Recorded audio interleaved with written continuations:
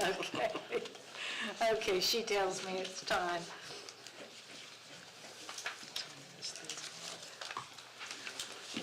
We'll call this meeting to order. This is a regular meeting of the City of Callaway Board of Commissioners. It is Tuesday, March 24th, 2026. It's 6 p.m. Y'all will please stand with me. I think tonight Commissioner Pelletier will do the invocation, and Commissioner Ayers, please lead us in the pledge. Yes, ma'am. Lord, we thank you for allowing us to gather today, and we pray for your guidance in making decisions for our city and our citizens. We thank you for our first responders, and we ask that you bless them and their families. Please keep them safe and let them go home at the end of their shift. We thank you for our citizens and employees that make Callaway a great place to be, and pray you bless them with peace and success. In Jesus' name we pray. Amen. Amen. I pledge allegiance to the flag of the United States of America and to the republic for which it stands, one nation, under God, indivisible, with liberty and justice for all. City Clerk, please do a roll call. Commissioner Birdsell? Present. Commissioner Griggs? Here. Commissioner Pelletier? Here. Commissioner Here, ma'am. Ayers? And Mayor Here, ma'am. Dickerson? Here. Okay, do we have any additions or deletions to the agenda? None that we're aware of. Okay. Okay, we'll just quickly go through the rules for public participation. You can speak on each agenda item. All you need to do when I ask for public participation, please indicate that you would like to speak. When you're recognized, please come to the podium, state your name and address for the record if you so choose, and then your 3 minutes will begin to comment on that agenda item. At the end of the meeting, if there's something you want to talk about that was not on the agenda, it's the same process. When you recognize, come up, state your name and address if you choose, and then you have 3 minutes to talk about the non-agenda item. So we will go on to approval of the minutes of the March 10th, 2026 regular meeting. Did you have something to say, City Clerk? Yes, ma'am. Commissioner Ayers, you had requested that I list out the events that you attended, so I did take out where it just said events attended and listed each one that you had mentioned at the last meeting. Thank you, ma'am. So, other than that, did anybody have any changes or any comments on the minutes? And if not, we need a motion. Motion. Second. Okay, we've got a motion and a second. So all in favor say aye. Aye. Any opposed? Motion carries. Okay, and the financial statements are there for your review. And at this time, we have an important announcement to make. Deputy Erin Martin, you want to stand up over there in the corner? She is, tomorrow, it's effective. She is our new CPO. She has replaced Kip, and she's going to do a fine job in his place. So a big hand for Deputy Martin. You'll start seeing her face a lot. She'll be at meetings and at different events like Kite Day coming up. The 11th. Okay, we'll go on now to our first agenda item, and we will open a public hearing. This is ordinance number 1140, rezoning of property located at 5000 block of Whitaker Street. City Attorney. Ordinance number 1140, an ordinance rezoning from residential multifamily medium density to residential single family R5. Certain parcels of land lying within the city of Callaway, Florida, consisting of approximately 1.912 more or less acres. Said parcel is located on Whitaker Street, Callaway, Florida, parcel ID 243-9301010. All is more particularly described in the body of the ordinance. Repealing all ordinances or parts of ordinances in conflict herewith, and providing that this ordinance shall take effect immediately upon passage. This is second and final reading. Okay, City Manager, did you have anything to say on this item? Mr. Friday, you have anything to add? No, sir. There have been no changes since the last reading. Yes, this is the second reading, so does anybody have any comment? Anybody up here have a comment? No, ma'am. Nobody? Did anybody in the audience have a comment on this rezoning? Not seeing anybody, I would entertain a motion. Motion to approve ordinance number 1140, rezoning of property located at 5000 block of Whitaker Street, parcel ID number 24393-010-010, final reading. Okay, we have a second? Second. Okay, we've got a motion and a second. If there's no discussion, city clerk? Commissioner Birdsell? Yes. Commissioner Griggs? Yes. Commissioner Pelletier? Yes. Commissioner Ayers? Yes, ma'am. Mayor Henderson? Yes. Okay, we will close the public hearing, and we will go on to our regular agenda. Item number 2 is ordinance number 1141, revised city seal. Okay, this is first reading of ordinance number 1141, an ordinance of the City of Callaway, Florida relating to the designation of the municipal seal, repealing all ordinances or parts of ordinances in conflict herewith, providing for severability, scrivener's errors, liberal interpretation, modifications, and providing for an effective date. City manager, you can have a picture of it too. I know. You have to have it so everybody can. Hold it up. Well, I know. I just think you should have had a picture on the screen, it would have been pretty. Yeah, it looks Go nice. ahead and.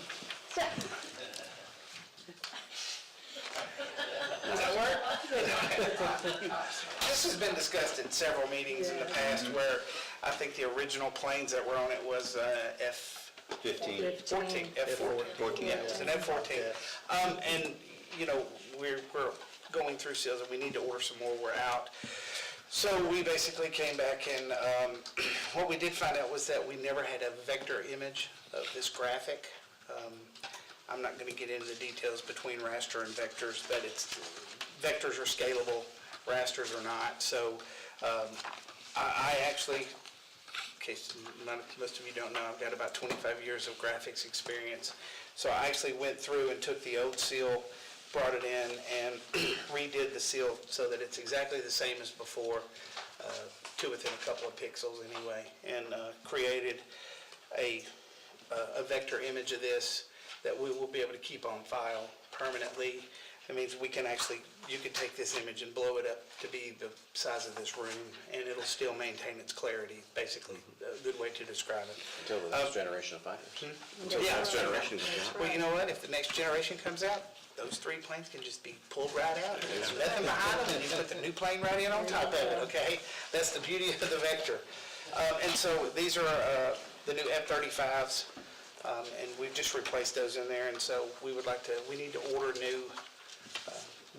new seals for trucks and different things, and so we're presenting this as a... And by ordinance, it'll give us some like basically statutory trademark protection. Cities and counties, when they do the seal, do it by ordinance, it'll give us some protection so people Okay. can't, like at Walmart, they can just put it. Yeah. Yeah. Okay, anybody have any comment or question for city manager? No, looks great. Pretty self-explanatory. Did anybody in the audience have a comment on the seal? Not seeing anybody. Would anybody like to make a motion? I'll make a motion to approve ordinance 1149, revision of our city seal. M41. 1141. Second. Okay, we've got a motion and a second. If there's no other discussion, city clerk? Commissioner Griggs? Yes. Commissioner Pelletier? Yes. Commissioner Ayers? Yes, ma'am. Commissioner Birdsell? Yes. Mayor Henderson? Yes. Okay, we'll go on to item number 3. Variance from the City of Callaway Code of Ordinances to allow vehicle sales in the overlay district. City manager. Mr. Fry. Mr. Fry.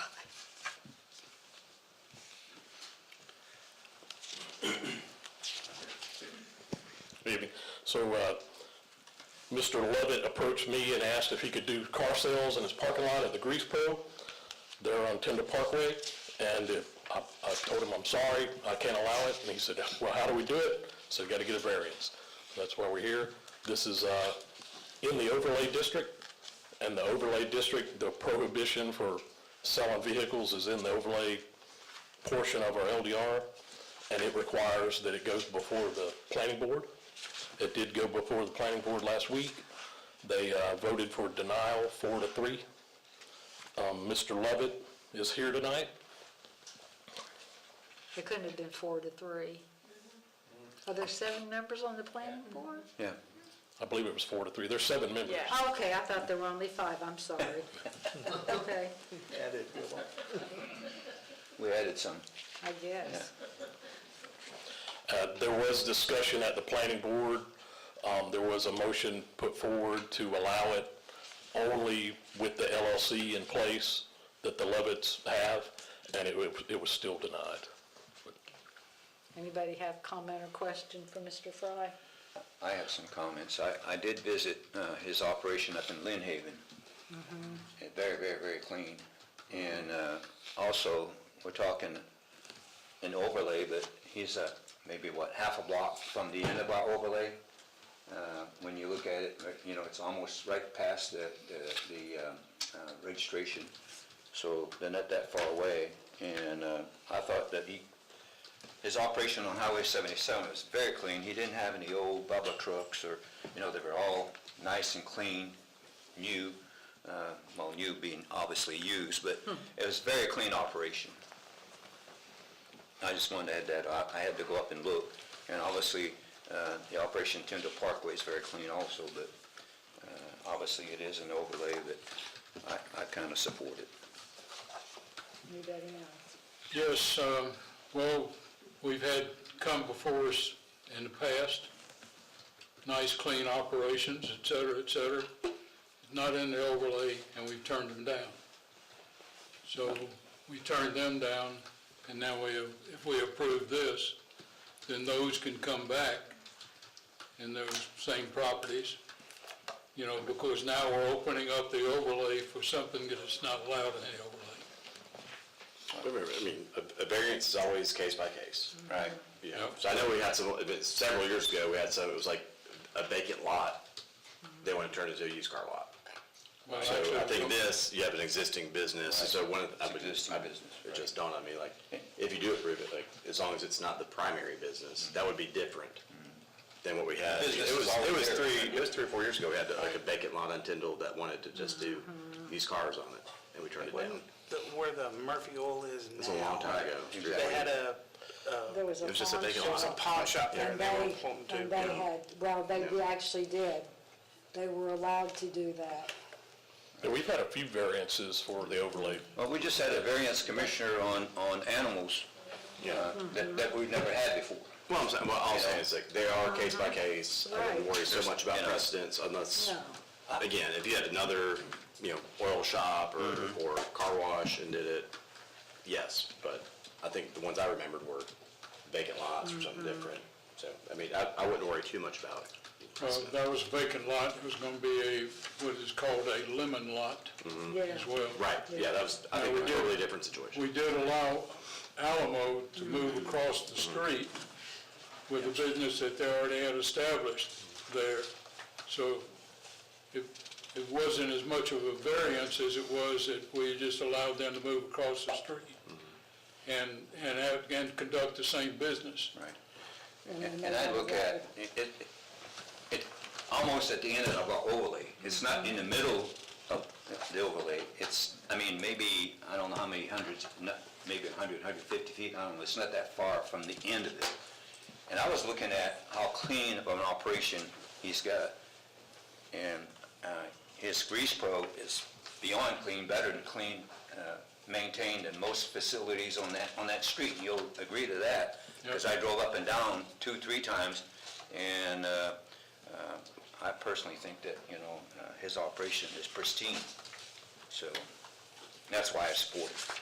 Yeah, there was a car repair place that got wiped out by Michael, Right. just down the street from it. And that got cleaned up nicely and everything, so I don't see a problem with it myself. I'd like to know how many cars we're talking about. He's going to be limited by space. That would be the limitation. Right, there's going to be a limitation because of the space he's got. And I would imagine he wants it at the front of the property, not in the back. Is it still going to be an oil change place, though, with a bunch of cars there? Or is that going to limit still being able to be primarily an oil change, quick service? Yeah, and my understanding, I attended the planning board meeting, and he's going to demolish the car wash, I believe. So there's a car wash there also, which he's gonna. And that's where, according to his information, that's where he's gonna be putting this car lot for sale. Right. Doesn't have anything to do with his Right. business. His business is gonna have its normal Right. parking. Right. He's adding a business to that Right. by taking that out. I was just looking at how clean it was. I had to go look, because you see car sales. That's the one in Lynn Haven. In Lynn Haven and That's Panama no City, guarantee. and the cars are broken down, flat tires, and that operation on 77 was beyond pristine. But how do we guarantee that the one in Callaway would look the same? This may be where he puts the cars that aren't as nice. You have better code enforcement. Okay. Well, we do have better code enforcement. Not only that, if he wants to sell a vehicle, he's going to have them as pristine as he did in Lynn Haven. What does he have junkers on out there to sell? He's not going to sell them. Anybody else? No? Would anybody in the audience like to comment? Yes, sir. Thank you for taking this up so I can speak to you. My name is Aaron Lovett. I'm the owner of Grease Pro. Have been since we started in 1985. My son's here with me. I can assure you that the vehicles I would put on that lot would be equivalent to what's on 77 and the lot we've established in Chipley, Florida. We don't sell clunkers.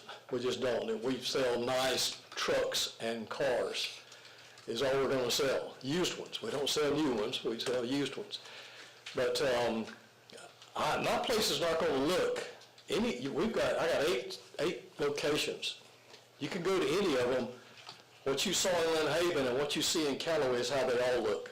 We spend a lot of money to make that site right there on Patenda Parkway to look first class, as good as any other lot. That is a good location for us. I mean, this area is growing, it's booming. Tyndall Air Force Base, we get a lot of those servicemen come through there, the contractors trade with us, your residents in these new communities are trading with us. They're the ones asking us, why don't you have some cars over here for us to look at? So how many cars would I put out there? I could envision 20, maybe 30. I don't know if I can. It's whatever's going to look good, be presentable, and easy because I'm not going to let that interfere with the oil change business. That's doing really good. So we don't want to mess that up. But I want to add, that's a big lot, and the lot is big. It's a big piece of property, and I'd like to utilize that other piece, take down that old car wash building, fix that really nice over there where we can display some more cars and trucks.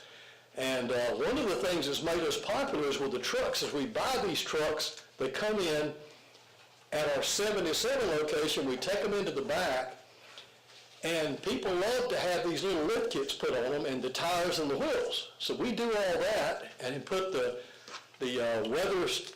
WeatherTech floor mats inside of them. And so when a parent comes out there with their son or daughter, which they would do here, they see a truck that's already got everything on it, and now they don't have to go buy it and then go somewhere else to get all this stuff done. We do it for them, and it's done professionally. And we've got a reputation for doing that. It's working really well, and that's what people want to see over here, is that kind of truck that we would put, as well as the cars we would bring. But I promise you, you've never had a code complaint on us that I know of, except when I thought I could sell cars there and found out I couldn't, so we immediately, when the young man said you can't do it, we started moving them back to 77. We did that. That was an honest mistake. But you're not going to find us in a code violation with the products we use, the way we keep the place clean, how we dispose of our motor oil, how we keep the place, we keep it manicured, keep the lawns clean, keep the buildings painted. That's our reputation. That's what we want. It's going to stay like that. I own the business. My family works in the business. And this is a good community. You guys are doing it right. And I want to help you, but your people, your citizens want to see some vehicles over there. They're the ones asking us, why can't you put some out here? So we would like to do that. We got the space to do it. And I would ask you to allow us to do that, and you will not be disappointed. If you're not going to be disappointed. I promise you. It's not going to happen. But I'll be glad to answer any other questions. I really would. Anybody have any questions for Mr. Lovett? Do you do repair work? At this site today, we do, the biggest thing we'll get into is rotating balances. We may do some brake work. Transmission flush and fills, basically oil changes, things like that is what we do at that site. Quick services is what we're doing there. Rotating balances are good, brake work, we do a lot of that, but that's what we're doing through there all day long. The bulk of it is oil changes. That's what we're known for, is a quick oil change. It isn't a 5-minute oil change, it takes a little longer than that this day and time to remove skid plates and everything else to get to the oil filter and drain the oil, but that's what we do there, yes, sir. Okay. Bill, is repair work allowed in that overlay?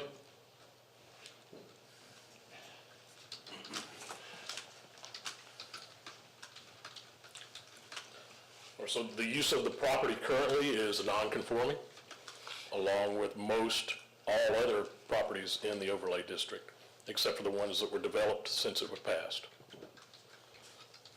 So it's non-conforming. Yes, sir.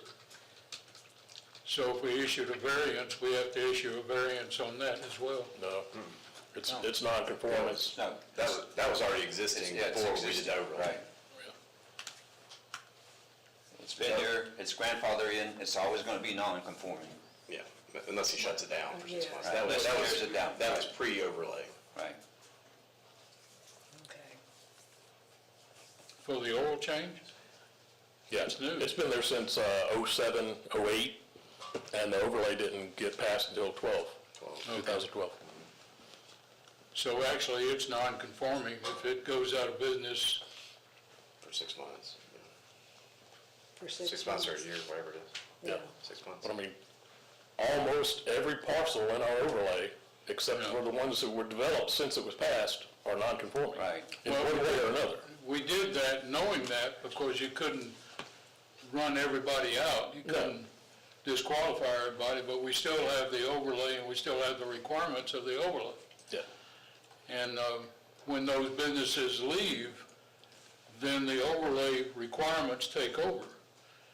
So when his oil change business leaves, if it leaves, oil change can't come back into that same business Unless they get a variance. unless they get a variance. And Well, I mean, if it's transfer of ownership, I'm Right. sure whenever The transfer they get ready to ownership. retire, they're gonna sell it to Right. Steve and Alice, and it just carries on. we give them the variance on the car lot. Actually, 5 years from now, 10 years from now, they may decide, no need to change oil because all oil is giving you 200,000 miles before you change. You know, that kind of baloney. But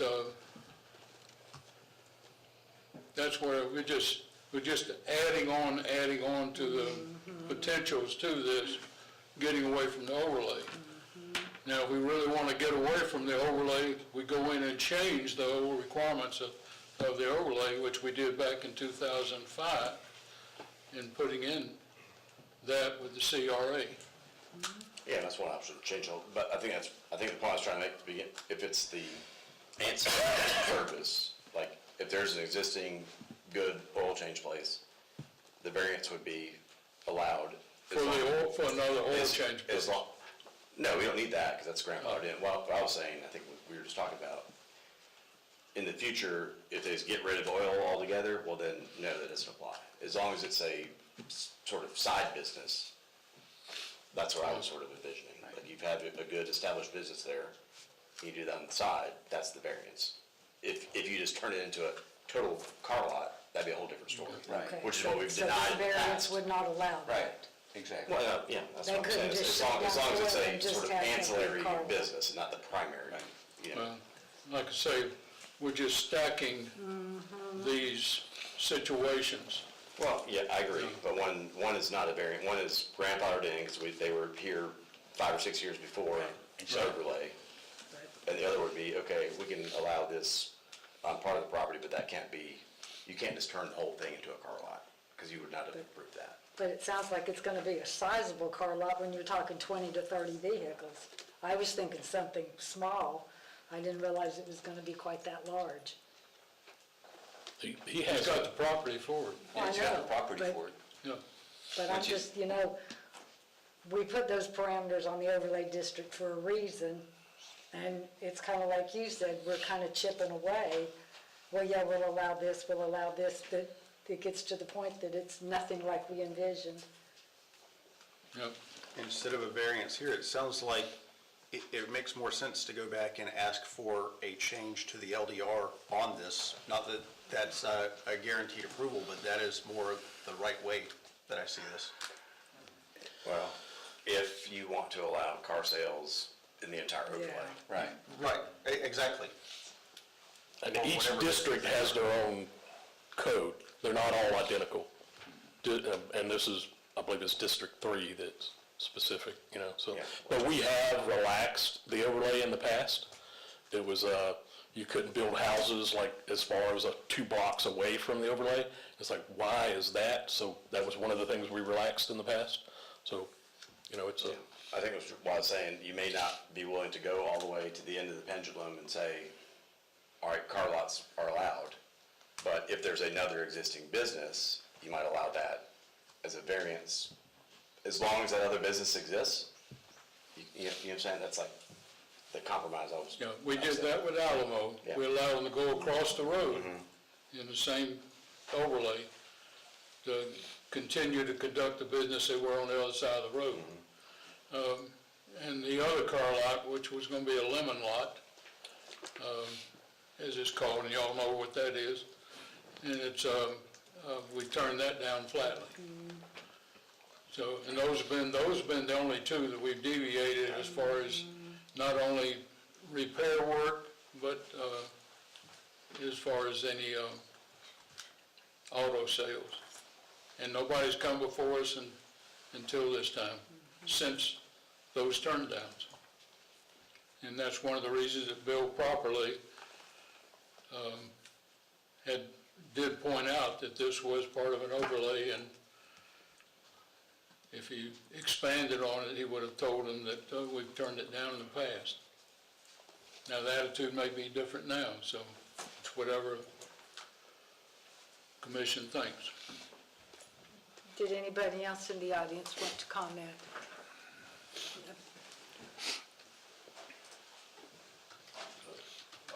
No, that's okay, you go ahead, and then I'll get you next, Mr. Bohack. Longer bear. Well, I don't mind waiting until the very end. Okay. Can you start the timer? The first person that came up here and speak didn't have the timer on. Well, he was kind of he's the applicant, so Yes. that really doesn't apply to him, so. Start the timer, please. So what are those, I don't remember the technical term for the flags people put out in front of their business? Like the little ones? The code violation that they had for their flags. So, obviously we had them come up here and say they don't have code violations. They had a code violation that had to get. I think that was the other oil change place. Take 5. Was it? I think that was 10-5. Yeah, that was the one. Yeah, that was Strike that the from the other record, one. I don't know what I'm talking about. All right, so what I do know what I'm talking about, variance. When you look at the word variance in the city charter, it says it's typically for a hardship. So obviously, if he is making a lot of money on oil changes, it's, don't let me talk business or tell anybody how to run their business. I'm not a businessman. I'm a retired aircraft mechanic. So if you have a business that's going good, you don't move that business from something to something else. So you're not having a hardship to come to the city and ask for something, like when I was initially going to file my variance, like 2 years ago that I was going to file, it was really a hardship. So, that's why I was going to file it. I never filed it. What I wanted got approved by the commission, the RV thing. So I think that obviously if we're approving something, if you guys approve something based on that, if we just go back to what the city charter says, a variance is supposed to be for a hardship. So if they're making a lot of money off of oil changes and stuff, is it really in a hardship where you want to sell cars? Thank you. Sorry about naming their flags in the wrong. Somebody should have stopped me. You can go, Mr. Bohack.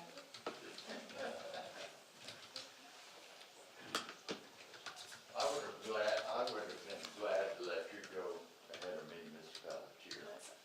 Please, ladies first. So I thought that was a valid question you had about how many cars, but when I went down there, and you go into the driveway, the oil change is here, there's not much road front, so I'm not quite sure how many cars would be road front. Would that, I don't really have an opinion on it either way, to be honest with you. But I'm just thinking, since you asked that question, there may not be that many road front cars because it's only that side of the parking lot and then it's gonna have to go back. So that might influence your decision. I don't know, but it's just something to think about. Thank you. Did anybody else want to speak? Ms. Langston, since you wanted to be last, I'll just save you for last. I won't forget you. Teresa Langston, 6031 Lance Street. I just want to say that it don't matter which end of the overlay it's at, it don't matter where it's at in the overlay, it's in the overlay.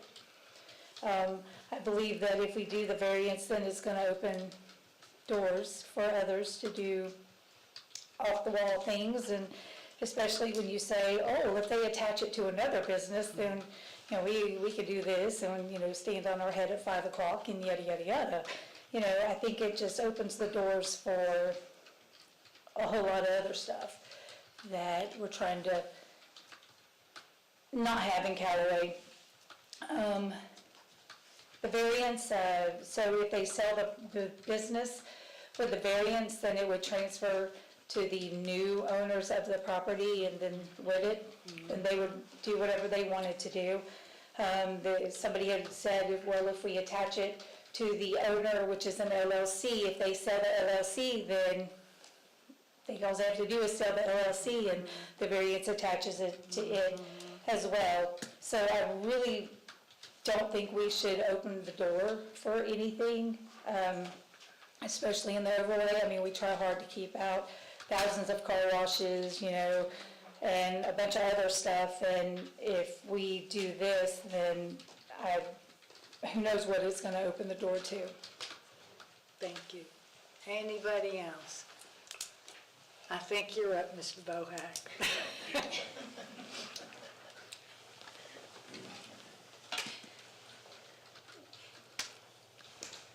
Paul Bohack, 7010 Mike Lane. I'm going to be somewhat repetitive a little bit. Ordinance number 930, adopted in 2013, created the overlay district. Greaseboro is located in Subdistrict 3 of the Central Corridor Urban Design Overlay Districts, situated between Cherry Street and Boat Race Road. And you are correct, 3 doors down from Boat Race Road. At the time of Ordinance 930 adoption, Greaseboro was an established business and had been for several years. It was, therefore, grandfathered in as a legal, non-conforming land use. The current request for variance represents a change. In effect, the requested variance will create a site where 2 Ordinance 930 prohibited land uses are commingled. Granting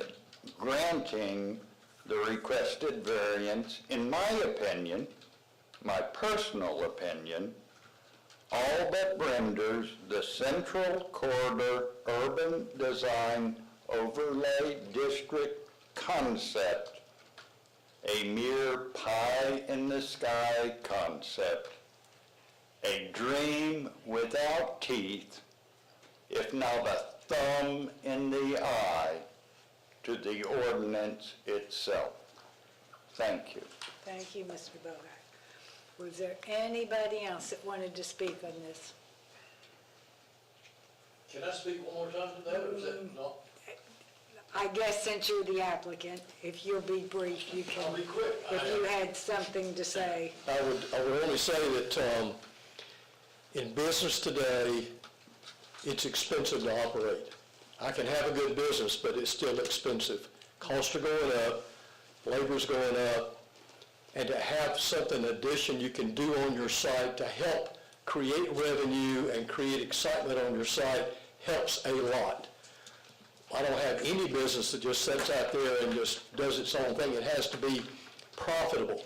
This one's profitable, but this addition would help it be, keep costs in line. I don't have to hire a bunch of people if I do this. But I hope to sell a few vehicles, and that helps cover cost, keeps overhead down, things like that. So it's a benefit to Grease Pro, it's a benefit to the customers coming in, but it helps us control costs. It helps me make some more profit in the area to help with the costs that are skyrocketing today. I mean, they're really, costs are really going up. And I'm telling you, it's every day. Between the insurance and utilities and the taxes, and the labor is high and product is high. But I do thank you again for listening to me, giving me the opportunity, and I hope you would grant us the opportunity to have the variance. Thank you. Okay, thank you. Anybody else? Okay, not seeing anybody. It's back to Mayor? it. Yes, ma'am. Yes, sir. Don't want to give the impression that Callaway is against car sales, or against automotive repair work, anything else. But when this was all thought through, whether it's a good thought now or not, when it was all thought through back starting in 2005, that here again, we do have an area, and very honestly, it's going to be a very productive area because it'll be 4-laned very soon, and that's at Highway 22 west side of Tyndall Parkway. And that is, Bill, if I'm not mistaken, that is the overlay area where we're allowing automotive repair work and car lots and all that. So we were trying to keep all that separated. And like we talked about earlier, when that business that was there prior to all this being passed, all this overlay being passed, we didn't tell that business it had to go away. When you bought that business, when you took over that business, it didn't. We're not telling you it had to go away, but understand it is non-conforming, and hopefully when you bought it, that you knew it was non-conforming. As far as the overlay was concerned, you and the realtor or whatever. When I bought it, the overlay district didn't exist. Right. I actually built it. Right, okay, There was no overlay to be concerned about. right. That came in after the fact, years later. And per your application, what you now have is a piece of property where your car wash is, and that area right now that really doesn't have a good function with your current business, so you're looking for something to expand your business. And that's good business thinking. The problem is it just doesn't match what we're designed to do in Callaway, at least at that point. So how it works tonight, let's see.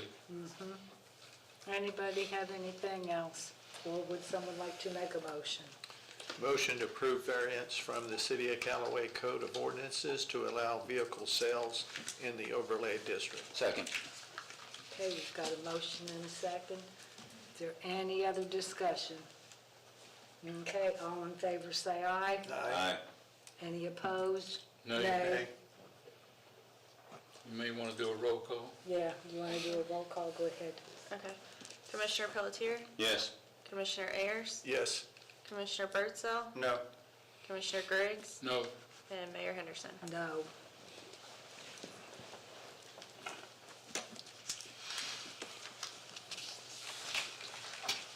So we will go on to item number 4, discussion be compliant. Commissioner Pelletier, did you want to? Well, city attorney obviously found what I was looking for. He found an attorney. Took a while, I'm sorry. You know, It's small town. Small Takes a town. while. But what I wanted to talk about, obviously, was that we need to, move on with trying to get our refunds or our money back. But I was a little concerned when I looked at invoices that the city sat on for a whole year. And I don't know how many times I was told by a finance director, kind of counseled that I don't know how it works. Those invoices should have been put in for a payment, Yes. and they weren't. They sat on there for a whole year. So now, obviously, other than we're having to hire an attorney to go back, other than the $40,000 that we, was it $40,000? $45,000 Uncontested, yeah. that they've paid already, but they're refusing to pay the rest. If those two invoices have been paid, we'd be, again, looking at less. And it just irks me that every time I asked a question, I was talked down to, as that I did not know how it works. And I hope that all the grants that we have now, that we're not sitting on invoices as we go forward. My concern was that how many hours, city attorney, do you think we're going to get involved in trying to recover this money? Are you talking 100 hours, 200 hours, at $350 an hour? Yeah, I mean, I couldn't tell you that. I mean, I think, and again, in a public meeting, I don't want to get into the merits of the case or Yeah, I whatever, but understand. it is, on its core, a simple, here, you're supposed to reimburse us, here's the invoice, reimburse us. So it's really a simple collection. I say simple, but if it goes to litigation, that's where we're at.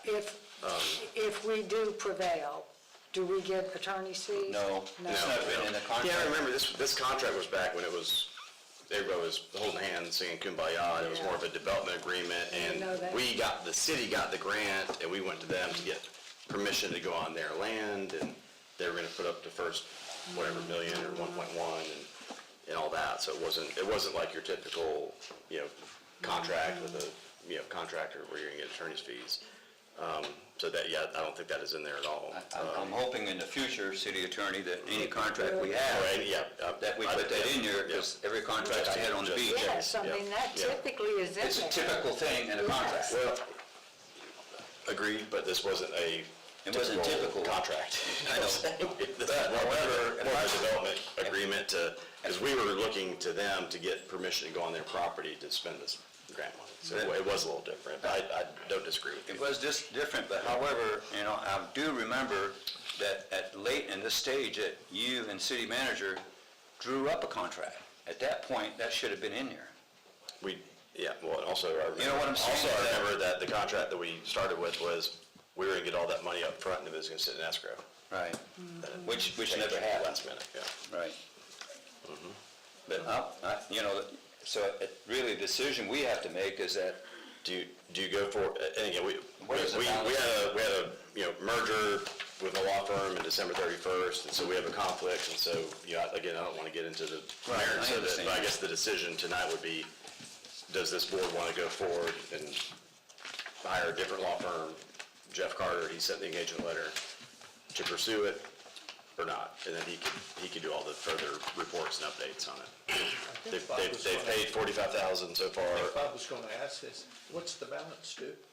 I had that information. 45. 144,956. That's still left over? Well, according to this, we had invoices of 189,956. We got 45,000, so it'd be 144,956. There you go. Right. So, 140? $145,000. $145,000 is balance due. And the hourly rate's $350 an hour. Well, but I imagine paralegals would do, Yeah, a again, significant- it's a collection case. yeah, so, I mean, the attorney himself is probably not going to spend Right, the exactly. majority of the time, so at least the paralegals are a little less expensive. What about half the price? They've been invoiced and they're refusing to pay the additional? Right. The city sent the invoice, July or August, after the grant got canceled. Remember, we canceled the grant, canceled the contract, added up what we had spent, and invoiced them. And that was like July or August, then it kind of went back and forth, and they said, well, we'll pay you 45 uncontested, but they're contesting the rest, and so that's where it is. Well, it was their decision to cancel the grant, and the grant was going to be paying for all this. Well, So- after they Right. reimbursed the first million or so. Yeah. Well, it was actually the new owner that canceled the grant. Correct? They could have, the new owner could have let it be assigned to them, but they went in a different direction, the Okay. grocery outlet, yeah.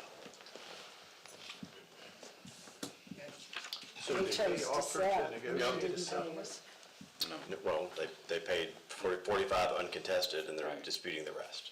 And they didn't want to discuss the rest? Well, that's where we're at now, but like because of our merger, I can't do it, because one of the people we merged with represented some of those owners, and so, and he can't do it either, so there'll be two different law firms handling it.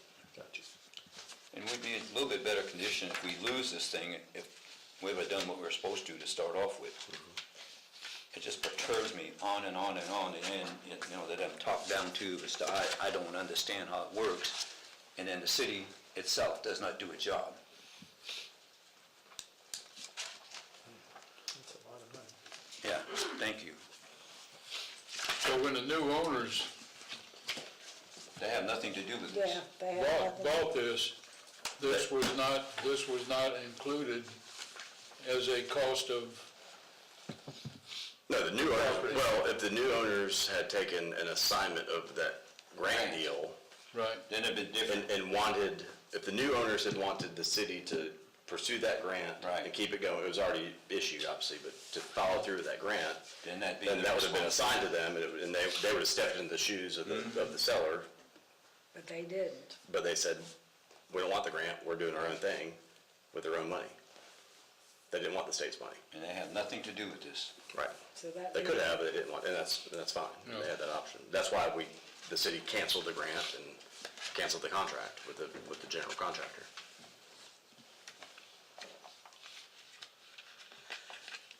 So I guess we're lucky it's not a percentage and it's just by the hour. Yeah, well, Usually yeah. when you sue someone, it's a percentage. Well, on personal injury stuff, on a contract, it'll just be whatever the number is, 138, no, 38, that's what we go for. Does he have an estimate of what this will runs?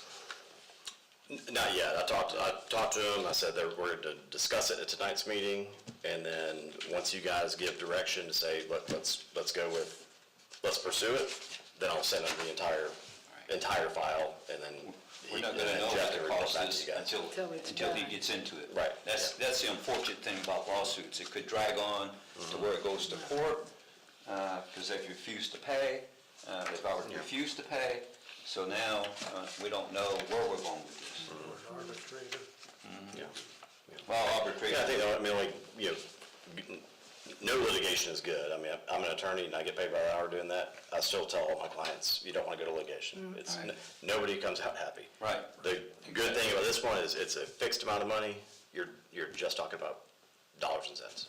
There's no establishing damages or And- this and that. It's dollars and cents, so, it's a little bit easier to Well, handle and pursue. they're gonna be paying legal fees as well, so they may want to keep their Exactly. costs down. So that Exactly. may help that nobody wants to drag it out Right. because of the legal costs. Right. That's right. I put this on here because I thought it was dragging on, and on and on. And I've talked to you about it every meeting. I know, the city attorney and I have talked, I've been I got to the trying. point where let's move on with this thing. We're getting into the month of April, and we're talking 6 months now. Yes, that's it, that's, And then when I saw invoices that really threw me into a flip, I just really flipped on it, it just angered me that they're that that old. again, staff, we're up here, and there's nothing we could do, that's previous accounting, but it's still the city manager's responsibility to make sure this gets done. And here we are again, we're not holding anybody in our city accountable, we, the commission. We just think that, okay, we just go on and, In this case, the person that should be held accountable is no longer here. but who's ultimately responsible for it? Well, it's hard for city manager to look at everything that department heads are doing Well, when it comes to money, Mayor, I looked at every damn invoice, or as part of my French, Well, I when I know. was on the bank accounts. Every Well, I know. invoice, when I was on the bank account, I wanted to see them, every one of them, before that check went out. Before a check went out, yes, Right. but not necessarily with reimbursements. I mean, I know when I was the finance director at the airport, it was my responsibility to make sure that reimbursements were done and things, and the executive director really didn't know every reimbursement that was done. No, I think we need to move forward and pursue this. I don't Yeah, think I know it's a don't think discussion we need thing, to but just- now that we have the engagement letter, I think the request was, if you want to move forward, and again, I have been working for like 3 or 4 months to try to find a conflict counsel, and Jeff Carter's agreed to do it, and he sent that engagement letter, so. And you do if- know if- him, and you Oh, yeah. you vouch for him. He's a good attorney. He actually stepped in when Lynn Haven had all that trouble. He was the interim there for several months, and he's primarily a litigator. Really just a litigator. He's a good attorney. So if you want to move, I guess 2 things. One, we definitely want to move forward, and we can find somebody else, or you want to move forward and use Jeff Carter. We have an engagement letter. And those fees are pretty standard. Yeah. Oh, yeah, for litigation, yeah. I don't think we need to go back out on the street to find another No. attorney, since you know an attorney. I'm fine Yeah. with this attorney, but I'm with you. I think we need to move forward on it. I don't want to just let it go. No, I think we need to pursue collecting that money. Anybody else? No, wanna I chime agree in? with that, have no problem with Carter, and also, really, what we're looking at is either settlement in total or settlement in a settlement. Right, Yeah. that's right. But to go ahead and get it cleared up. Yeah. Absolutely. Anybody else up here have anything to say before I open it up to anybody in the audience want to comment? Yes, sir?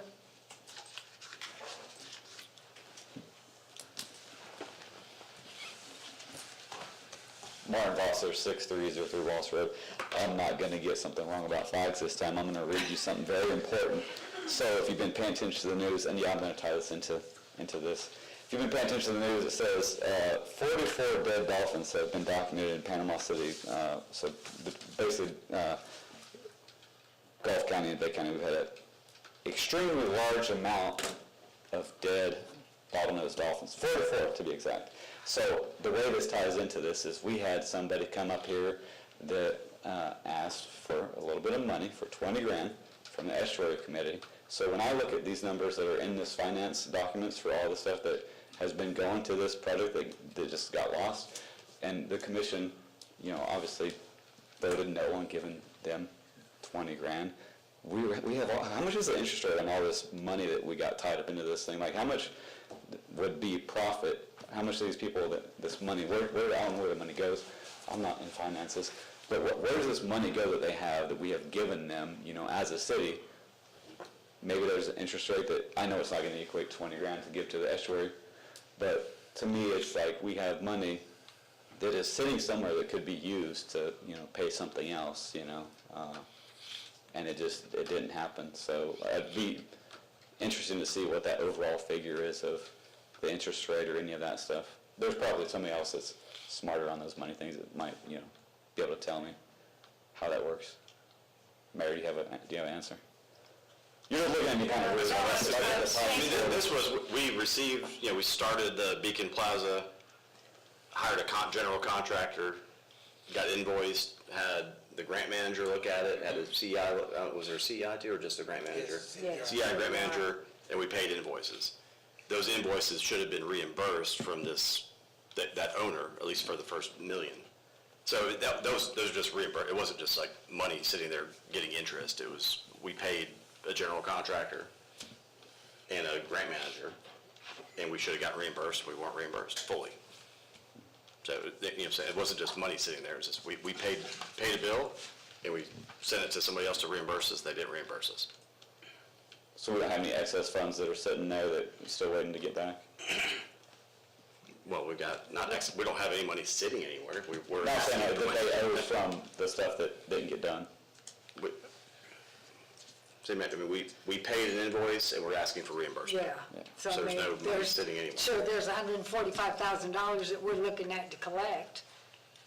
To get reimbursed. And for the record, I would have been glad to give the $20,000 to the rest. I just wanted to tie it in. I wasn't No, being, trying to be too mean to everybody. No, but I, Just for the record too, they don't deal with the Gulf, they do the estuaries, you know. Yeah, And, but the water goes everywhere, all that water. right, but I think the animals died in the Gulf, Yeah. so. okay, yeah. Ms. Pelletier, you want to go ahead and then I'll get Ms. Langston. You're closer to the microphone, so. Our city manager makes $250,000 in salary and benefits. Okay. With Tico, y'all sat here and said specifically that Tico asked for this money. Our city manager never said they asked for money. Go back and watch those videos. He never said that one time. Y'all believed that, and he let you believe that. Citizens out in this audience believed they were going to lose their Tico accounts if you didn't pay that, and you know that because you asked if they were okay with not paying it, and they said yes. Lead service line inventory, $65,000. He lied straight to your face. You all, 4 of you have the documentation for that. He says the emails I brought that day, he said he didn't read. That wasn't 2 years of emails. But that was a 2-year time frame that this city had to do that project until we ended up having to pay $65,000 to expedite it because it wasn't done under our city manager. Now we have invoices. You are making excuses. Oh, well, he can't read every invoice. Those invoices are a year old. So, he lied about Tico, lied about the lead service line inventory. Now he's not able to read the emails. When is this board going to hold this man accountable? This man gets paid from our tax dollars. When is something going to be done about this? This is getting real old, honestly. $250,000 a year in salary and benefits off the taxpayers' backs. And this is what we have to listen to at meetings. This is a shame on this board. Partially not you, because you weren't here for all of that, but the rest of you, you're here. You're here. And this falls on your shoulders and this man's shoulders. Thank you, Ms. Pelletier. Ms. Langston? I don't know if I can follow that. Teresa Langston, 6031 Lance Street. So my question is why didn't we get the escrow money? We were told when people asked, oh, we're gonna get escrow money, we're gonna get escrow money, we're gonna get so much money, and we never did get any, but I do believe, and I'm gonna go back and listen to the meetings, because that's what I like to do in my spare time, for checking facts, and I do believe at one time I thought we were told that we did have an escrow deposit to cover anything that was going to be paid out to ensure that the city wouldn't have to do this. So why were we told this? Kind of goes along with what she's saying about, discrepancies and misstatements, as, people call it. Well, that's another misstatement, and here we are, we're gonna have to hire an attorney and, pay money to get money that's owed to us. So I guess I'm gonna follow up with her, so I didn't think about that, but when are y'all gonna say something? Everybody just kind of goes, oh, well, not our problem, or, oh, yeah, week after week, after month, after month, after month, and it's still the same shenanigans, you know what I mean? Invoice after invoice with things. It's time to hold somebody accountable, and I think the taxpayers have been asking for the commission to do what we voted them into office to do, is not waste our tax dollars and to hold people accountable. Thank you, Ms. Langston. Anybody else? City Attorney, what happened to that $1 million? We were told many times that $1 million was going to be put in That was the original draft, it was to be escrowed, and then they Right. amended it, and the one that got approved didn't have it escrowed. We can go back and look at the minutes, but I remember that was what we drafted, that's what we wanted, and then I guess they negotiated that away, and we approved a reimbursement method as opposed to having it escrowed. Yeah, I don't recall. We'll have to go I back. don't recall that. I remember that was the original draft, was we wanted that money up front, and then they negotiated and redlined it back and forth, and what got approved was they weren't, they had the insurance proceeds, but they weren't gonna escrow it, they were just gonna pay as they went. Because I know that first $1 million was going to be on them. Well, yeah, exactly. They're going to pay the first before we get the... The first $1 million was gonna be on them, and what we wanted was, okay, give us the whole $1 million and we'll hold it. And then they negotiated back and forth, and it turned into, the first $1 million is on us, but they'll hold it and just reimburse. And then they, I guess, didn't get the reimbursement requests until the very end. Well, again, I don't recall that portion of it. I know of it. We were told by our finance director on and in. Yep. I don't recall us coming back, and I guess I have to go back and look at the videos. I don't recall that portion that we were not going to get that $1 million in our escrow account, that we were just going to go ahead and bill. Maybe that's something that city... Yeah, and I remember being kind of last minute, but that's what got approved. But I remember the same way you did, that was definitely Yes. what we wanted was put it all up front, because they had insurance proceeds, just put it in escrow, and then at the end, what got approved after they negotiated was that they would just pay as you go with invoices, and then they didn't pay. Yeah. Of course, if we would have billed them on time, maybe we got a little bit more payment. Yeah, exactly. Yes. Because the balance of the invoices didn't go out until after they bowed out of their contract. So I understand those invoices, when they got paid, till later on, but those two that were over a year old just frustrated me.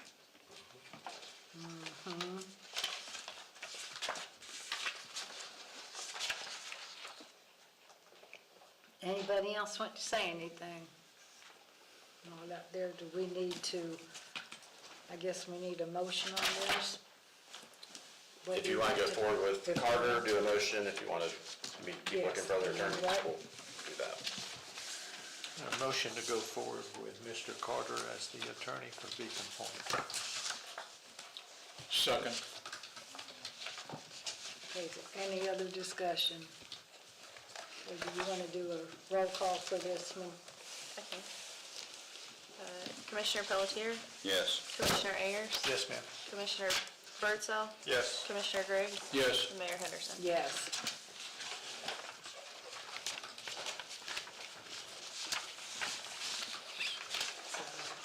I guess he can move on this pretty quickly. Yeah, I'll send them the file. Good.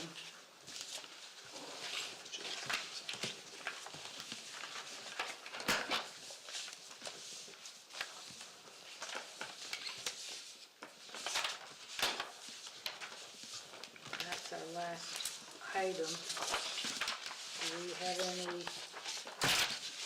comments from, well, I guess it's commission comments first. So, all I want to talk about is we had on Saturday, Leisure Services hosted, I guess they set up and hosted a voter safety day. We now have a life jacket lending station, which was, I guess it was provided by CETO Foundation, and also the Coast Guard Auxiliary was out checking boat. This was over at Gore Park at the boat docks. They were doing safety checks on the boats. I guess we had a good turnout. Commissioner Griggs and I were over with Tim and Caleb early Friday morning to be on TV to promote this. And then we were most all of us were at the ribbon cutting for the life jacket lending station on Saturday morning. So if any of you are boaters and you don't have sufficient life jackets, if you're launching your boat over at Gore Park, there are life jackets there that you can borrow, use, and then put back. So, you know, we want to keep all our boaters safe, so please take advantage of it. And then we'll go Commissioner Birdsell. Did you have anything? Not a whole lot tonight, ma'am. One is I'd like to say, we got the boat race berth roundabout. It's open, lots of citizens. It surprised me when I came back from a trip late on Thursday and it was open. So we're well ahead of schedule on that, and so the citizens have been very happy that that's going there. And it looks great. I was does. amazed at how nice it looks, how big it is. Other than that, I don't have anything else really. Commissioner Briggs? Yeah, there were three of us on the roundabout, and the three of us knew what to do on the roundabout. That's good right there. Surprising. It's working at least for those three, so. Concerning what happened Saturday with the Coast Guard Auxiliary, I've been involved in boating since I was probably 5 or 6 years old. And one of the things that, and a boat owner for the last 40 years, I think. But one of the things I learned that was I didn't know about is that I've got flares that are now expired, and I need to, on my boat, I need to buy new flares because they're expired. Well, the Coast Guard Auxiliary is now telling me that you don't have to have flares, that now there is a strobe light that is approved. So, in the strobe light, I understand that situation, along with a flag, you can not use the flares. Now, I still keep flares, and I still keep a flare gun and all that kit, which you can still use, is just not approved as far as time is concerned. But that is a real, very honestly, the amount of money that we've spent on flares as a boat owner over the years, if I could just buy batteries for my strobe light with that particular concept, that's saving pennies, which are very valuable now. So it was good to communicate with them.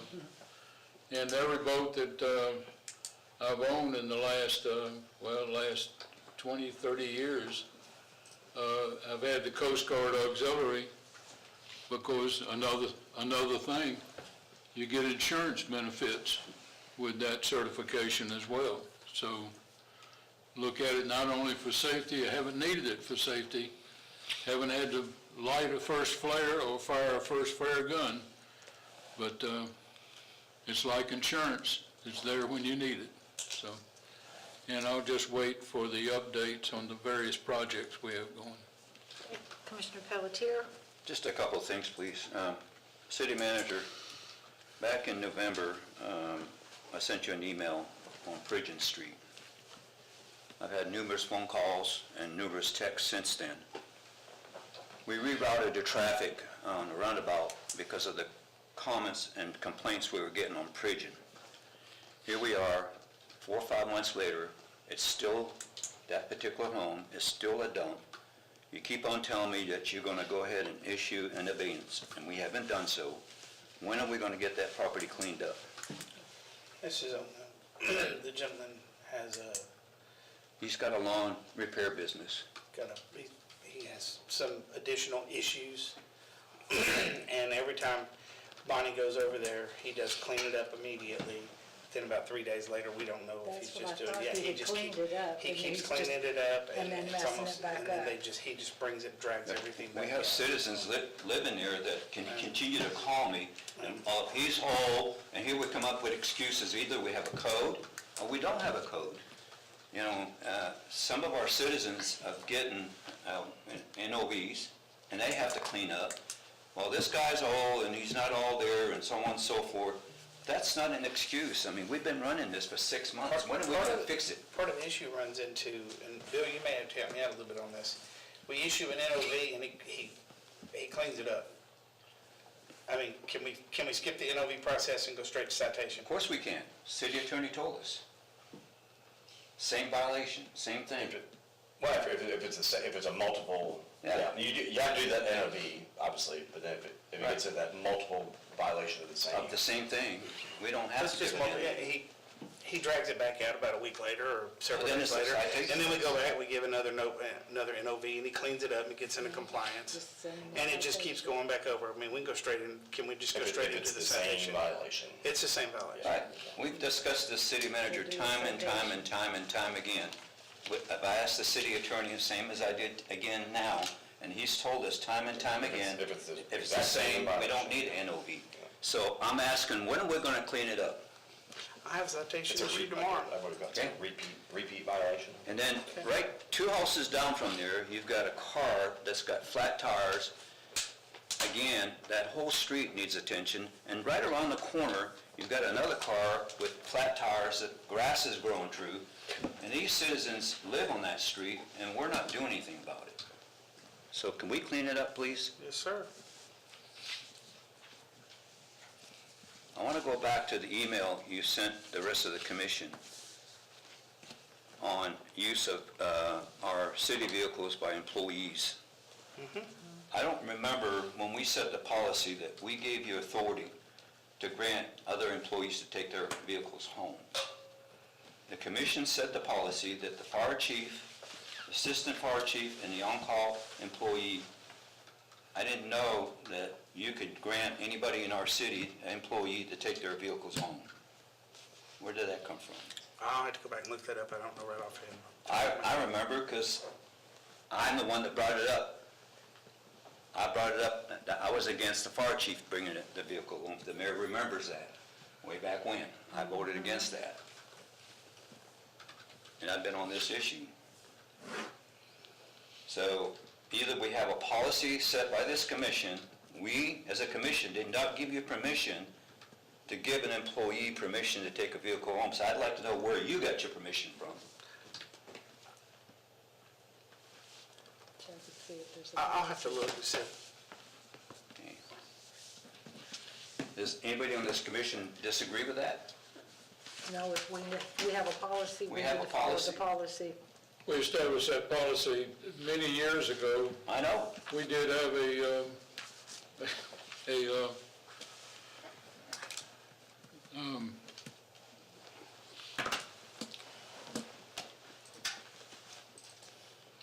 director who lived in Chipley. I know. And was I taking- remember that.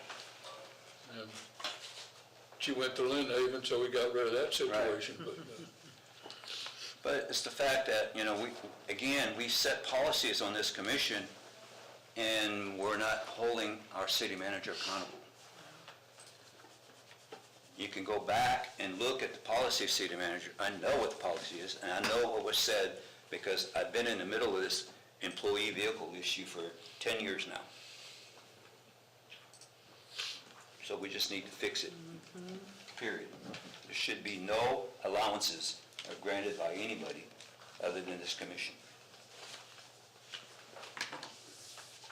No, definitely. If that's the policy, we need to follow the policy. Exactly. If it's that policy, that's our policy, period. I want to say that I did see the new ditch. I don't want to call it lawnmower, whatever it is. It's very, very clean, and very, very, very, very clean for a vehicle that's cleaning ditches. It's Good. really, really, I saw it today, and it's like brand new. So whoever's running it, Bill is right. He treats it like his own. Good. That's all I have. Okay, Commissioner Ayers. Yes, ma'am. I did attend a boat safety event with the Coast Guard Auxiliary, spoke with them for a little bit, and did the ribbon cutting with them. Been with the city manager a couple times last couple of weeks, viewed all the different projects, and look like they're doing good. I want to commend the roundabout, really is nice. And I'm sure all the citizens are happy with that. So, what time is Kite Day, by the way? What time should we? 10 o'clock, 10 to 2. Friday is 10 to 2. We're going to be there, hopefully, I mean, things are going to be ready at 10 o'clock for people, so we're going to be there by 9. Right here. Okay. That's all I have. Okay. City clerk, do you have anything for us tonight? No. Okay, city attorney. Okay. City manager, I guess you're up then. Still working in the same area on Cherry Street.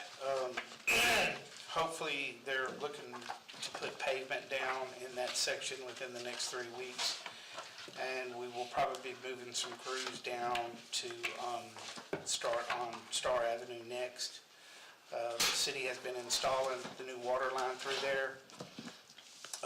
We've put out for bid the pipe that we need to go from Star Avenue to Bertha. That comes in next Tuesday, so we'll put that on the next agenda. We will be upgrading all of the sizes of the pipes in the area. I don't know if they've completely established the new, where new fire hydrants are going to be going, but we are going to be increasing the fire protection through that whole entire corridor down to Cherry Street. We are installing, doing all the work on the water line that's going in right now. We're staying with them as they complete a section. We go in right behind them and lay the water line. And so we'll continue to do that. And has not been any issues so far. Our crews are working real good with their crews. We only have a 3-man crew that's doing it. And so that's working out real well. Lift stations, we're gonna do a soft start tomorrow on 15. They've moved over to the lift station that's there in front of Walmart. They've started work on that. That'll be the next one in the queue. The roundabout is done. We are on a punch list right now. We've done some walkthroughs, made some comments, and they'll have a couple of weeks before we'll finalize that and have everything, you know, all the little nitpicking stuff that we have to do. Hugh Thomas North, the paving is done. They're working on the intersection now onto 22. If you notice, they are widening that through there. They have to have accel and decel lanes per FDOT specs. West Cherry Street sidewalk, we're probably a couple, 2 or 3 weeks away from that. Most of the most of the concrete's in on that. Still got some minor stuff that needs to be done with that, and then we'll do a walkthrough on it. Going to be a little delay on some railing that has to be in through there, through a section that prevents the pedestrians from being in the street. And so I know that's on order. That may probably be the last thing that gets done. The sidewalk looks great too, by the way. Yes, It does, and they've not wasted any time. They have been working like crazy on that. BCL has really done a great job on that one. And I think that's all of our current projects. Stormwater study is going strong. We're still identifying basins, and they're doing all the work on that. Bill, did I miss anything? East Bay's coming along. Yeah, I was about to say East Bay. Anything on the Sandy Creek sewer, they still in environmental? We did talk to the state last week. The state actually reached out because they have a lot of projects that are being held up by the Corps, and the Corps has offered up that they're going to try to push on these projects. Looks like we're going to get some sort of a, level 5 exemption or something, since we're actually not going through any wetlands. So we're hoping to hear back on that pretty Well, quick so we good. can get Sandy Creek Keep our out for bid. fingers crossed. Good. I just have a couple. City Manager, our meter system, how's it going? It is up. We ran some test signals back a couple of weeks ago.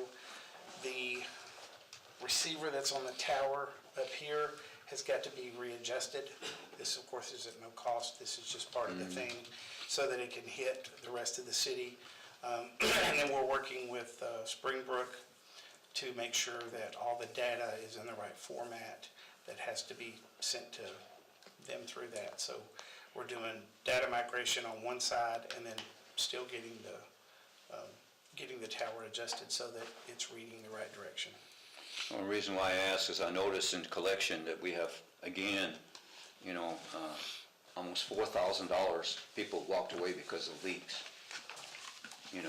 And obviously we're gonna have leaks, but I would hope that, with our new system, we'll be able to detect that early. With the new meters, With the- not with the old meters. Yeah, I understand. But the fact that we'll be able to, notice some stuff. We did get in our first shipment of new meters. We got quite a few of them in, Bill. Because I don't know if this is 2 months' worth, but that's $10,000 worth of collection that we're not gonna get. In other words, I don't see a lot of money coming back into that fund, and I know that where we were versus where we're at, utility billings were 10,000 times better. But this portion here has always been one that, again, that I kind of look at and we're gonna tell you, start seeing a some of these have a lot $3,000 to- bill for. Some of these have to do a lot too with some of these locations, and that's where we're gonna be targeting, switching out some meters as we can. So we must have identified like that $23,000 leak at some point, and they didn't fix it. And obviously, instead of paying the bill, they moved out. And I've asked you many times, of course, it's a brainer. Is it 2,300? Yeah,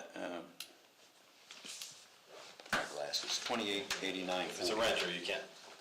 Yeah, it's a charge renter, the- yeah, but it's the owner's responsibility to fix the leak. Are you looking at last month's? Yeah. Well, I've got 2 pages here. I got 3 pages. Is it at the bottom of one page? Well, I've got The one very bottom sheet? here that was with the book. Okay, then I've got this other one that was given to us today. That was one from last week, or last meeting. Okay, That might have been in your box, or your book then. Yeah, so, yeah. We're very much aware, Kevin's aware of that account also. but my thoughts, it's like, kind of like a property owner, and, they're all being, those that were claiming homestead now are not. But if it's a property owner that does not fix and they're responsible for the repairs, would they not be responsible for that water? Yeah, but I think we talked about, we had said the lender and say they're not gonna turn on any other accounts without it being Correct. fixed. Yeah, We have done that. yeah. So have It's we almost done like, this? in this it's almost case? like revoking a CO, Right, like it's not That one is fixed. habitable. but have we done that in that account? On that account, yes. So the renter comes up, who's gonna pay for the $2,800? It just goes to, it's in collections. But I guess my question is that since, to the city attorney, I understand it's the person renting it, but the person renting it is not responsible for the repairs. The property owner is. Right, well then. So why can't we So go if they after get a that? $20,000 bill from the city, then they should sue their landlord. It's a simple thing. And the only way we can jump in there is once that tenant walks away, say, you're not gonna have any, whether it's you or another tenant, open another account until you fix it. It's basically like revoking their CO because there's a leak. Until they fix it, but Are they gonna pay it? we're not getting any money. Correct. No, we go after the account holder. Yeah, we're not gonna And get- then we're not gonna they get would say, well, hold on a second, my landlord, it was their fault, and then it becomes a civil issue. I mean, And we're not gonna get anything from the account. right, you're getting blood out of a turnip. And they can never open up another account with the city until it's cleared. I doubt that we've, over this past year, we've even gotten $100 back, or utility bill, on these delinquent accounts. We just got one big one. Well, I know we get the report that shows what's gone to collections. Right. Can we get something to show What's coming in. what's been collected? Right. Yeah, Josh? Did you hear that? I'll see what we can find out. Yeah. Yeah. I mean, see Get if you can- Emily to get us a list of what we collected. Yeah, to see if we are. On the collecting. utility accounts. Yeah, Out of collections, anything out of collections. just to see. Yeah. I know I sent one to collections, and I know we collected that $2,000 because we pulled everything he had. We wouldn't let him open up another one. Well, that's good, see, so you can let us know stuff like that, hey, we did collect. Right. Would be nice to know. Yeah, we always see the negative part, let us see some positive. If there's something we're collecting, tell us. I think, Mayor, this is, I don't think it is negative, I think it is that, Well- for where we've been, you know, maybe. No, it's much better. 18 But I years just ago. mean, we see what went to collections, Oh, it'd be yeah. nice to know if we're Right, collecting yeah, something. it would be nice to know, right. to know that, We got some back, yes. you know. That's all I meant with Yeah, negative and positive. If we're I, getting some money back, it'd be good to know. Right. Even if it's $100, it's Positive accounting. $100. that's all You know, it was like where I asked about the sales of things at auction, and you let us know that we made a good profit on that piece of equipment that we sold.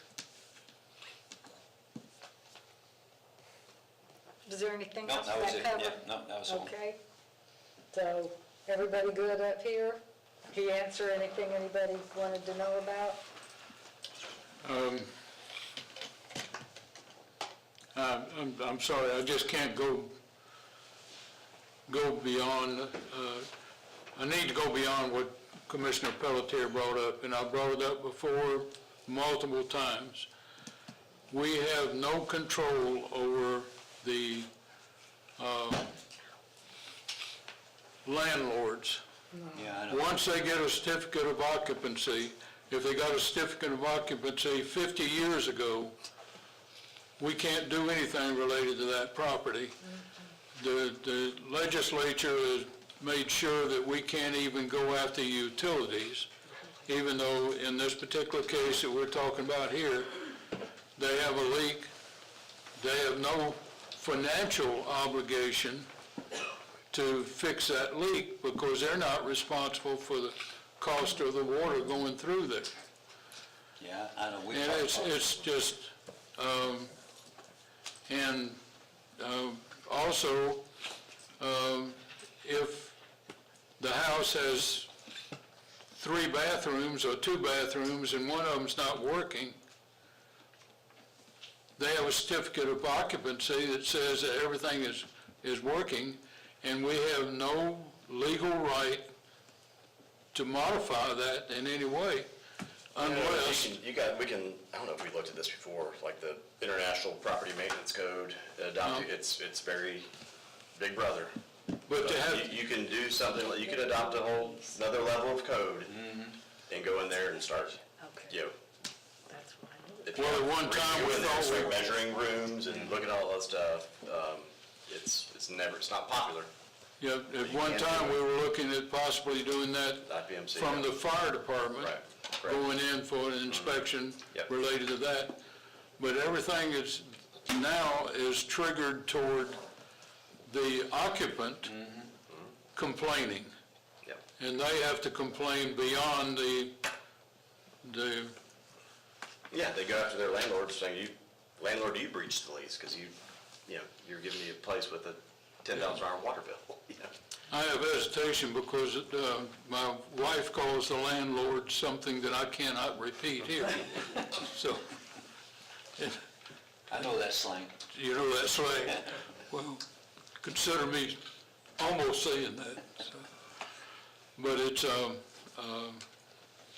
I don't know, we've just not been able to do it. I really thought when I went on the commission 8 years ago that we could come up with something, but anything that we come up with, actually the legislature Keeps us from doing it. keeps us from doing it. So, Well, in reality, it goes back, Commissioner, that we're running 60 days behind in our billing. And some of these issues would go away if we can cut back at maybe 15 days. I don't know if we're ever going to get there or not, but we're 2 months behind. So, well, the commission did do something a few years ago, and that was when we increased the deposit. right, but the deposit, when you got thousands of dollars worth of leaks, that doesn't even come close to covering it. It shows. Right. And all of these delinquent accounts, because they're two months old, 900, 500, 300, 400, it's because the accounts are 2 months old by the time they leave. And that's one of the reasons that we've been pushing, we've all been pushing, I know personally we have. So, trying to get the time frame cut down. I mean, with my power, after they take a reading on the power, within about 5 days, I get a bill. The bill. Well, and I agree with that, and I think, give the city another 4 or 5 months to settle down, and then we need to have a workshop, and we need to set the parameters for, and give the city manager guidance as to what we want done, and let him tell us why he can't do it. Yeah, once you Well, we get need that to keep the, system we need to up keep and the running. attorney in those meetings. Yeah, No, I'm talking about utility billing, not what we. Oh, utility billing, yeah. Right. In other words, we've been talking about this, and we talk. At some point, once this system is running, and they've got it running, then we need to set the perimeters. We, the commission, needs to tell our city manager that we want a billing at, let's say, 30 days, and let him tell us why he can't do it. 30 days is just an example. Yeah. I'm thinking maybe we're thinking more like 45. Well, we've had the reasons or excuses that we've had to go out and do rereads and all Well, you're this. still going to have that no matter what. Right. And so I don't accept that as an excuse anymore. No. Or a reason. No matter what kind of system we have, you're going to have rereads. And you're going to have meters that break. And you're going to have meters that are tampered with, et cetera, et cetera. But compared to what we were 10 years ago, we're 1,000 times yeah, better. we are. Okay. I apologize for my 10 dissertation. years ago, we but had that's- commissioners not paying their bill. We had employees writing utility accounts off, You got better. You got better. Yeah. And that's why we call for an audit of that fund. That was pre-city manager. We are so much better than we used to be. But nothing's perfect, so there's always room for improvement. I did have, and this is a Parker thing, so you may not know. You know, we had the meeting where they're building the hotel in Parker that's going to be on our water and sewer, whatever. One or the other. Down Yeah. our sewer, I think.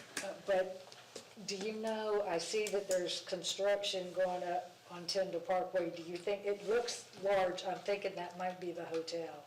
Have we heard anything about? They're building it right now, yeah. Yeah, so, Because they destroyed our median. so that is the hotel that's going up, and they will be coming on our sewer, whatever. On our side, it's District 3, of course. Right, but I mean, right in there, that end. Anybody else up here have anything before we open it up for the citizens? Okay, well, let me read the announcements, that's next. April 17th, or April 7th, does it look like there will be a planning board meeting? Probably not, okay, so unlikely, but stay tuned. And then our next commission meeting is April 14th. When's Kite Day?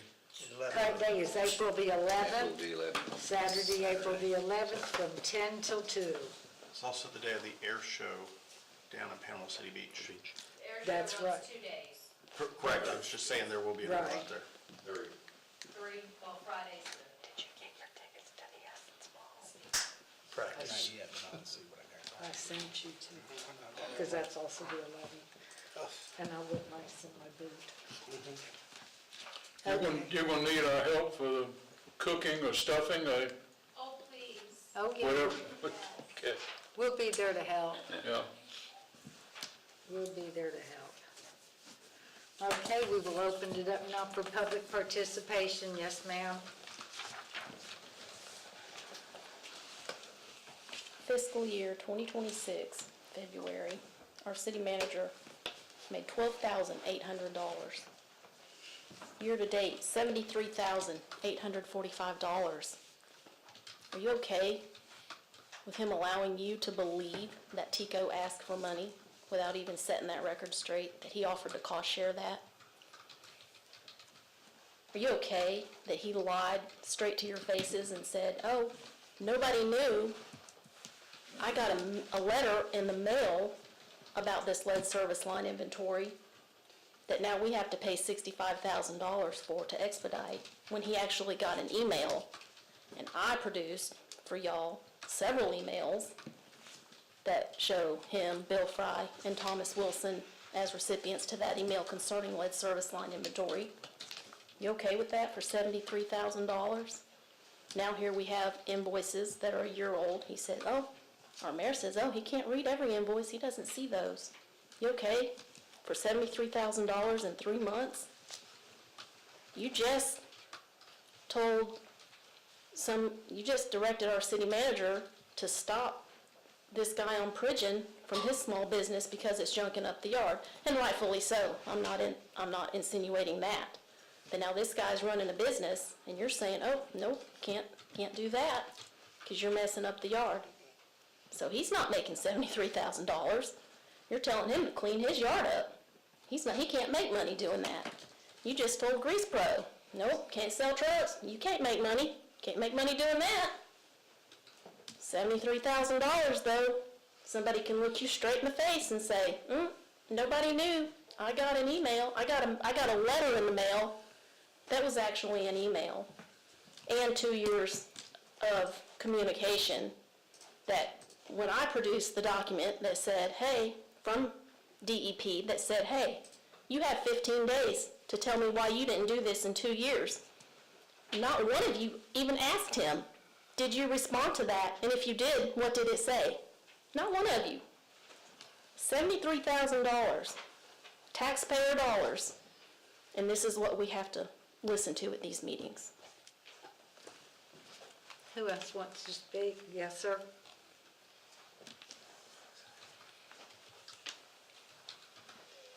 Martin Bosler, 6303 Wallace Road. 6303 Wallace Road. Picture that in your head. I live pretty close to Bertha. I got property in Vernon. I go to Mariana all the time. I drive down there and I go across the new bridge, or I drive down there and I avoid the roundabout construction because, it's closed. Now I drive down there and I avoid the roundabout because you know what happens when I get to the roundabout? I'm so sorry. I know y'all can't see this, but this was on Facebook for a bunch of people to see. These horrible pictures. I'm sorry if you made this. You did the best you could. Whoever did this, I like it because this is actually what I experience when I go down there. I've experienced people going the wrong way on this thing. I've experienced people driving straight over the thing. You can go and see the tracks where they went over it. I hate roundabouts. We don't use the metric system here. There shouldn't be no freaking roundabout here. We got a roundabout on Harrison that has a stop sign. What is wrong with people? And I get it, the diagram is amazing, but next time we build a roundabout in the city and there is a need to educate people on how to use it, there's this nice little logo that you see on a lot of signs. Every single street sign you go to, on the back of it says Florida Department of Transportation. They also have a website. They have 10 videos that will show you how to navigate a roundabout. None of them tell you what to do when you're behind somebody that comes up to it and just stops, like they're getting abducted by an alien, because that's what I experienced just coming here today. I hate the roundabout. I'm going to have to go look at that mess in the guy's yard because I'm not going down that roundabout anymore. I hate it. Hate it. Please don't put any more roundabouts in here. Thank you. Martin, I verified three people that know how to use it, and that's all I'm verifying. Yes, sir.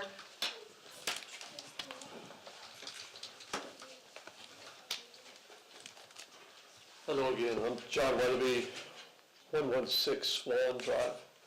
I came in here the other day about a water issue, and I explained it then. I'm going to try to use my 3 minutes wisely this time. I'm still pretty happy, and this might be unpopular right now, but I'm going to say I think the city manager is doing a great job because he's the one that talked me out of being upset about what had happened with my water and got me to agree to pay back the way I am paying back over the year that we didn't receive any bills.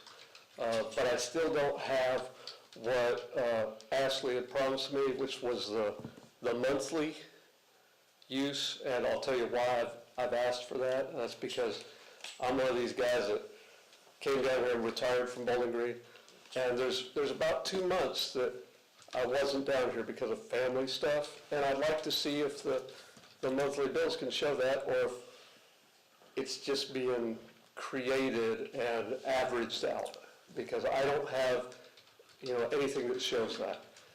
And that's what I'd really like to get. And I know I gave you my email. You didn't get the account history?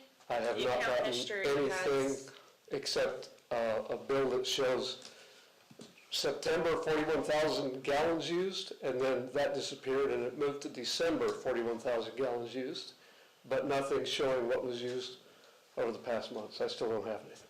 Okay, I'll So- see why that never. You know that sheet that I gave you? It's all But before I run out of time, Okay. let me say this too, because this has nothing to do with me. This has to do with the variance and the overlay district, which, just a total side note, I do think your city manager's really sharp on the impact fee stuff, and you got a good attorney. I came from a place before that used increased impact fees for variances in what they called I can't remember the name of the district, but it's basically what y'all are calling an overlay district.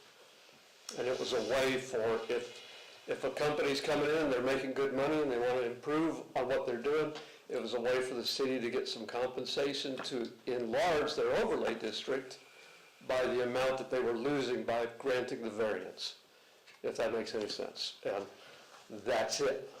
Thanks. Bye. Thank you. Thank you. And you'll make sure he gets. Anybody else want to speak? Yes, ma'am?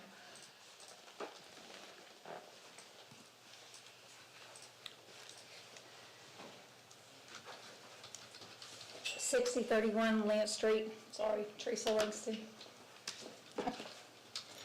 So the only thing that I want to say is, it's kind of funny that he was talking about the city attorney and the city manager and stuff. I just want to make a point, pretty much the object of the city attorney is to protect the city's interest. And he stated in the contract, the request for the escrow somehow just, he's not sure how, why, what, where, when, you know what I mean, it was gonna get removed. I think the city attorney needs to do a better job at protecting the interests of the city. Again, we wouldn't be going through this had it been in the contract, had it, we followed through with what we were told that was happening. I know there's been several instances with contracts being confusing about bidding and stuff, and, one time we had to totally rebid a job on there, so I think the review of the contracts needs to be reviewed a little better, and even with the, as far as like protecting the city's interests, because if we're not protected, then we're going to experience financial losses, which is passed on to the taxpayers, which is, devastating to the city as well, with the projects that we want to do. I'm not saying that you're doing a crappy job. I think you do a good job with explaining things and stuff, but I think when it comes to contracts that we need to do a little bit better job with protecting the city's interest. Thank you, Ms. Langston. Yes, sir?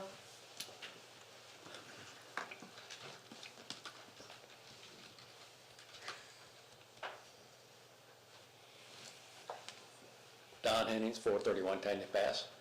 1, 2, 3, 4 commissioners and the mayor, responsibility to change things in Callaway. And I think that you're talking about cleaning things up. This yard waste we have, need to get another contractor, because it's terrible. You see, Mr. Shaner here asked about a commode a long time ago. Takes 3 or 4 months to get a commode picked up. I know right now you can't do it because the contractor picks all the other stuff up, don't want to pick up lumber and everything else up. But if you go out in the streets, you see it's terrible. See stuff laying around that's been sitting there for 2 or 3 weeks. It's lumber or something else, or carpet, I thought the guy's supposed to come by and tag people's houses, tell them they need to get rid of it, But you can't tell who lives here, who lives here, whose it is, So it's hard to do that. And just y'all need to change things, you're gonna change it. But it's up to y'all. You want that city to look nice, or stuff on the side of the road, just lay there for a month? Thank you. Thank you. Anybody else? I'd like to speak to that a little bit before he gets up. Go ahead. Go ahead, Commissioner. Sir, I think, I know, I was a proponent to contract out solid waste, but I know code enforcement is trying to figure out who dumped it and who didn't dump it.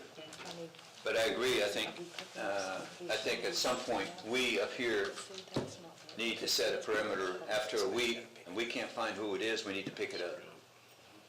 Because it shouldn't be months. There's a pile that I identified today, fencing material, that I know we're not gonna pick up. I know it belongs to the owner. And at some point, again, NOV is gonna be issued, then a citation, and then we're either gonna abate it and pick it up ourselves and bill the owner. But at some point, if we can't, we up here probably need to have additional discussion as to how long, when there's a pile dumped somewhere with no home. And there's a lot of that going on in our city, all over our city, that I couldn't tell who it belongs to. So I think that probably we need to give our city manager some additional guidance that after a week, we just need to pick it up and be done with it. Sorry, I'm done. Come on, Commissioner, I'm sorry, Mr. Carnahan. Jeff Carnahan, 7752 Charlotte Bay. I wasn't going to say anything tonight, but you brought up the cloud truck pickup stuff or whatever. When you make a right-hand turn going down Shadow Bay off, the guy put a pallet out there.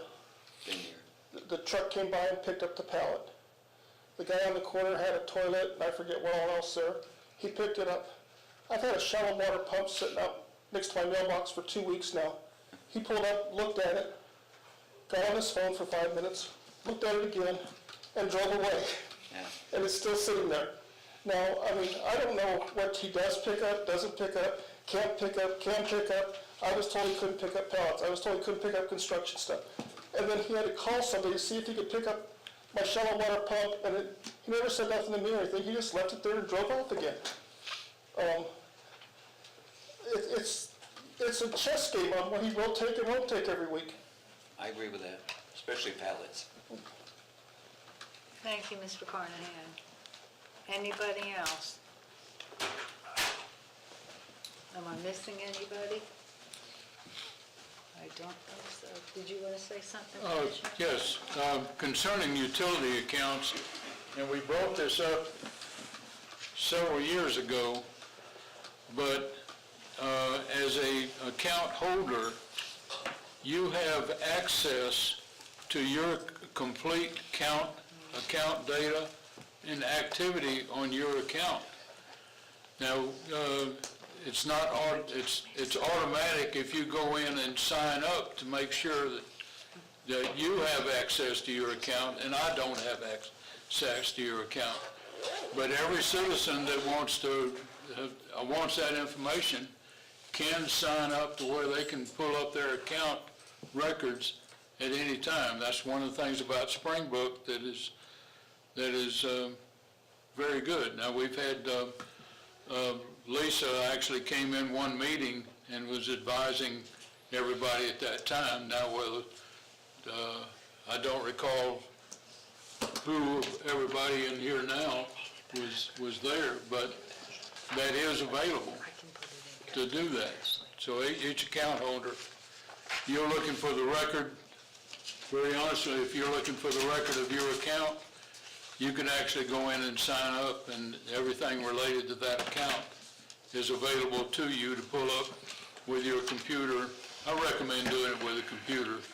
I can't see my iPhone, I can't see the small letters and everything.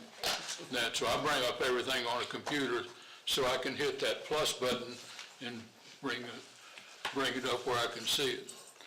But just want to point out that is available to every account holder. Not every citizen, but every account holder. Anybody else have anything? If we're done, I would entertain